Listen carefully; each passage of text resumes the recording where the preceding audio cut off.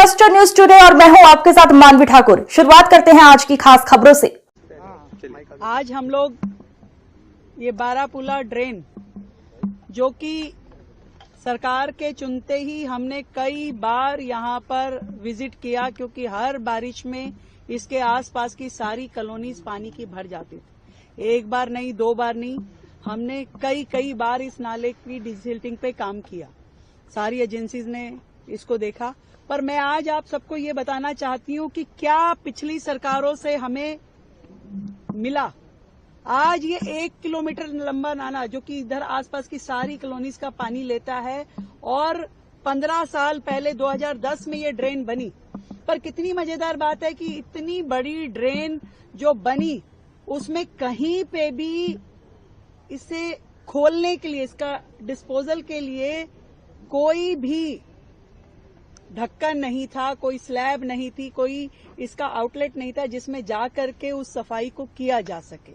इतना बड़ा ड्रेन उस टाइम बन गया और किसी ने ये नहीं देखा कि इसका स्लोप क्या है। जहां नाला जाना चाहिए, जहां पानी जाना चाहिए, उधर से स्लोप ऊंचा है, दूसरी तरफ से नीचा है। पूरा का पूरा सिल्ट आप देख रहे हैं, ये सारी की सारी सिल्ट जो यहाँ आधा किलोमीटर तक फैली हुई है। 14,000 मीट्रिक टन ये सिल्ट इस नाले में से निकली है और टारगेट है 50,000 से ज्यादा सिल्ट इसमें पड़ी हुई है जो हमें पूरी तरीके से निकालनी है। मेट्रो को हमने ये काम दिया, उन्होंने विशेष मशीनरी लेकर के इस पूरा सिल्ट को निकाला। ये है जो पिछली सरकारों ने दिया, और आज जो सरकार कर रही है उन लीगेसी प्रॉब्लम्स का समाधान कर रही है। तो चाहे जल भराव हो दिल्ली का, चाहे प्रदूषण हो, पिछली सरकारों के दुष्कर्मों का प्रभाव दिल्ली की जनता भुगत रही है, जिसे हम अपनी ओर से पूरा प्रयास करके ठीक करने की कोशिश कर रहे हैं। रिजल्ट आएगा, रिजल्ट आने में थोड़ा टाइम लग सकता है। चाहे पॉल्यूशन के हम जितने मेजरमेंट आज कर रहे हैं, आज से हम जब सड़कें हमने ठीक करनी शुरू करी, आज से जब हमने मिस लगानी शुरू करी, आज से जब हमने बाकी सब मेजरमेंट करने शुरू किए, तो उसका रिजल्ट आते आते टाइम लगेगा।